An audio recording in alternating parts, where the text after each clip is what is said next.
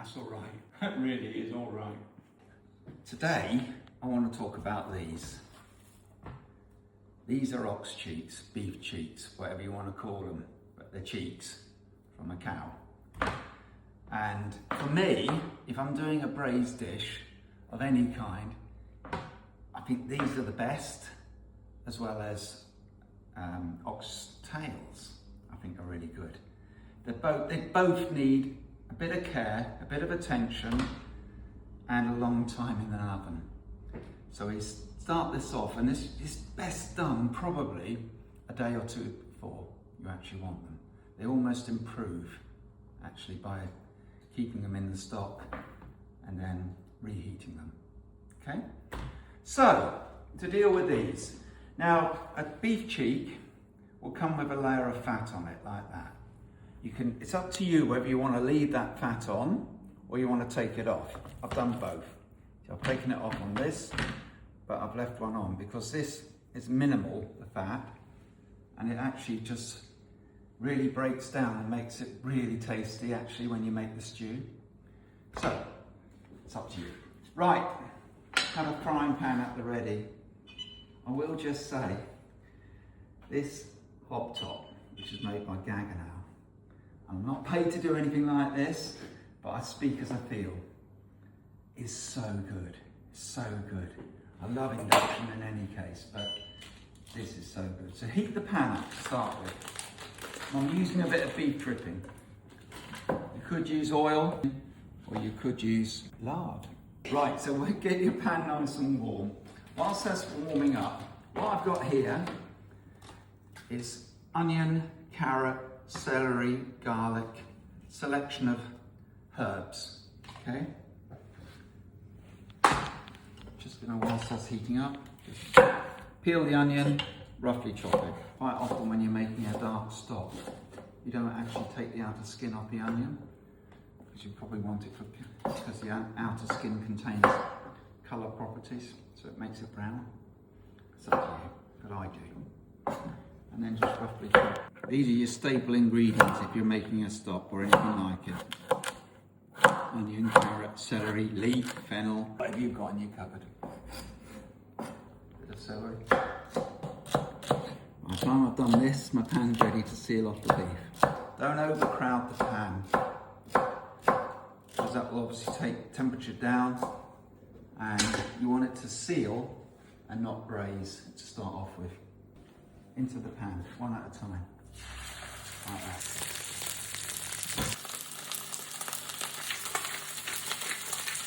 This is again what I should be adding on. It has its own extraction unit. It might stop the video, but it's good for taking the fumes out.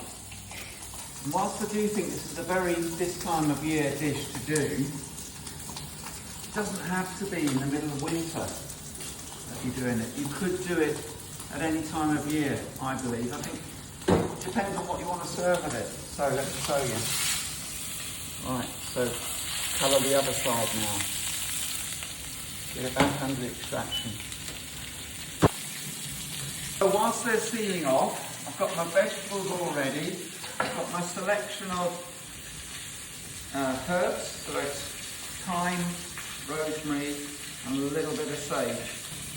Next job, we're going to do a very luxurious mashed potato to go with it. I think you can choose what potatoes you want, but a good selection would be Maris Piper or Zerin, the pink ones. I think you can also do them with King Edwards as well and things like that. And ideally, you see, I quite like baking potatoes in an oven, then scooping out the flesh and making my mash from there. But if you don't want to wait for an hour and a half for a potato to bake, then do it like I'm going to show you now. Okay, so that's one done. Peeled potatoes, these were the pink Desiree potatoes, alright?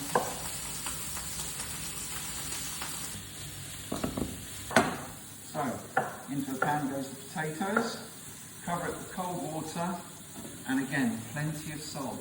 Okay, cold water.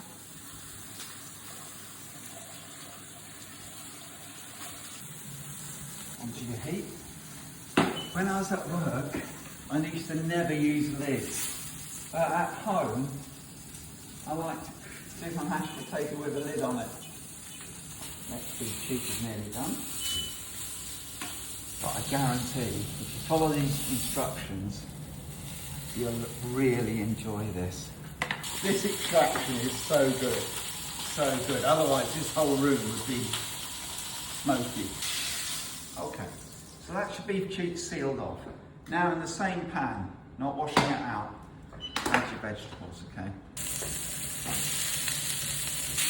You want to give them a good colouring. These are ready.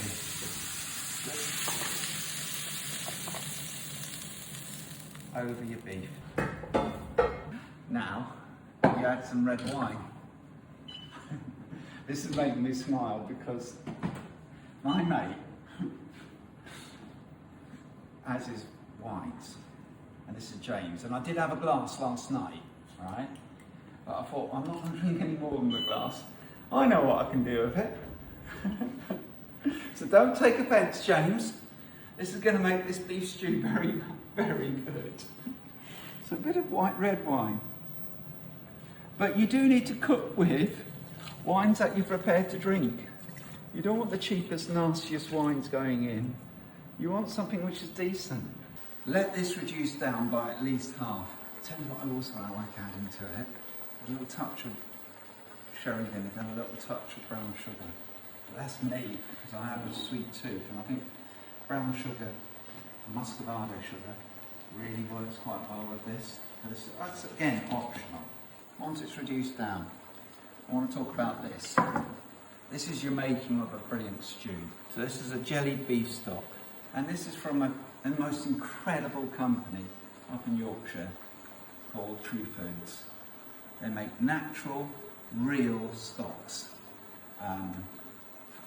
I think they're brilliant. And you need to watch out because at the end of March, last weekend in March, I'm doing an event there. I'm really looking forward to it because I just believe in products that I think are spot on. And this is another one, True Foods. So, take your stock.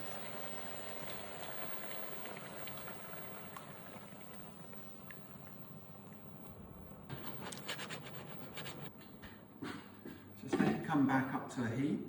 Then we're going to put it in the 140-degree oven, okay? And I reckon there's no real timing for it because you just cook them until when you push your finger in it, it goes through it and it burns you. So it's a minimum, I would say, of 4 hours, a minimum, okay? So once this comes up, what I'm going to show you here is this. And in here, I've got one which I did yesterday. It's a slow braise, I'll show you.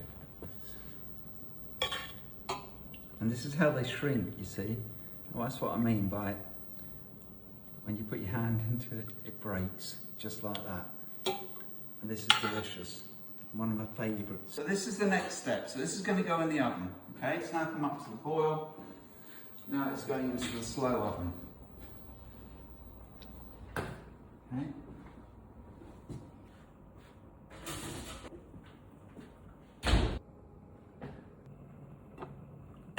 All these little gubbins here are the trim of the fat, which I didn't want to get rid of, so it's flavour.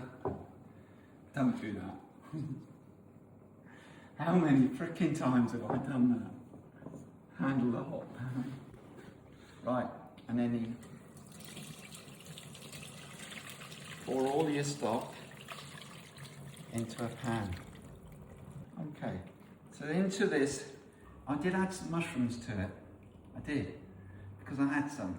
I ain't got them today, so I didn't put them in. Now, this is going to be reduced, and this is obviously going to be your sauce. This is what you want. You want it boiling away.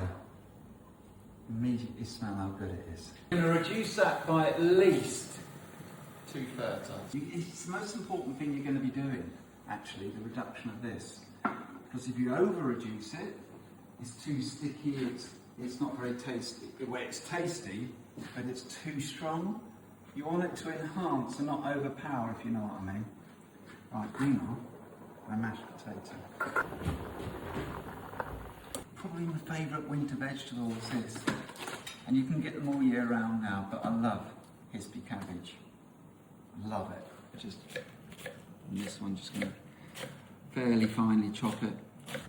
And I'll show you my favourite way of cooking it in a minute. It only takes minutes, literally minutes. What I'm going to talk about is for my mash. So into a pan, some cream. I actually want a mash that's going to slop and not hold too much of a shape, you know what I mean? Because that means it's got plenty of butter and cream in. Also, what I'm going to serve with it as well is some carrots, just young carrots. Again, just literally nothing, not rocket science on this. Almost cover them in a bit of water, knob of butter. Some people add sugar to carrots, but I'm not. They're ready to go on. Right, you can see what, you know when the sauce is going to be getting there, as I say, by the intensity of the bubbles. They get much more intense. Not there yet.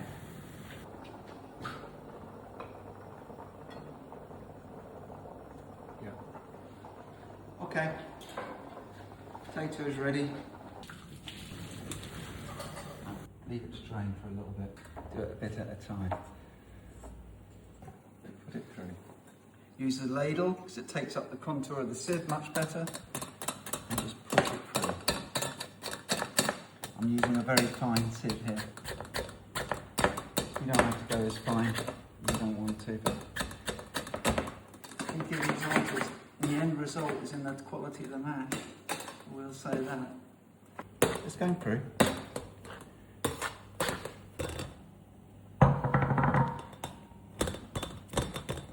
Wait, we're nearly there.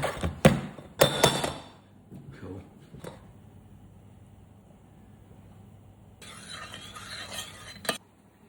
Right, cream. Don't add it all at once. Add it a bit at a time. You can tell this is going to be a good one. It is really important that you do choose the right variety of potato. That's what I would say as well. I'm just going to decide in a minute whether it needs more. So if I was doing something like a fish pie, I'd do the same process. It definitely needs seasoning, and you saw how much salt I put in the beginning. It still needs more salt. Don't go mad. I mean, this is what I ended up when I used to be in my day job. I used to have about 30 spoons with me all the time. And I'd spend my whole time just taste. Getting there. There's a slight kick to this. I'll tell you why. I put a bit of chilli into it. Again, it's my own personal choice, which I didn't show you when I was doing the one which is in the oven now.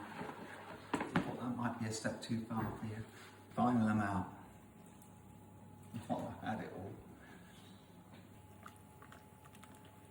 I think this is better.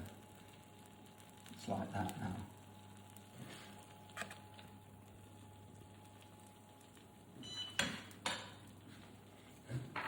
Bit more salt.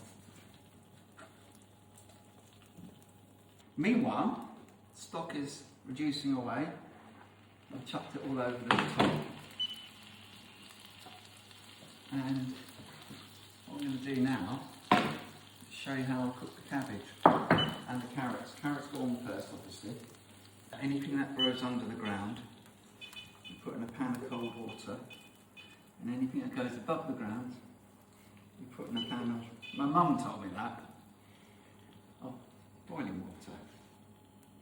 I think she's right. Now, cabbage. Quick and easy way of cooking the cabbage. I'm using enough butter with my mash and my carrots, and add a splash of oil, just a splash. Tell you what's quite nice actually, splash of coconut oil. Believe it or not, coconut oil is quite nice. Season it.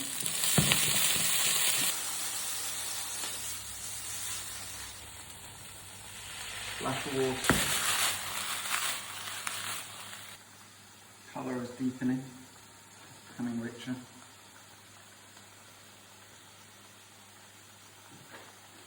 You can definitely tell I added a chilli to it.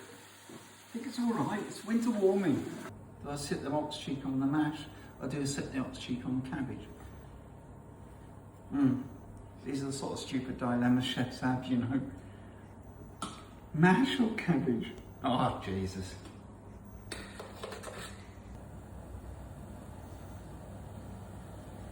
Mash. Trust me, this cabbage has got a bite to it still, which I really like.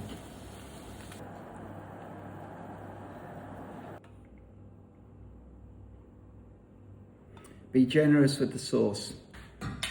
So that is braised ox cheek with the butteriest mash you could ever wish to have, some beautiful fried cabbage, a young carrot, and the most delectable sauce. You can do that at home. You can definitely do that at home.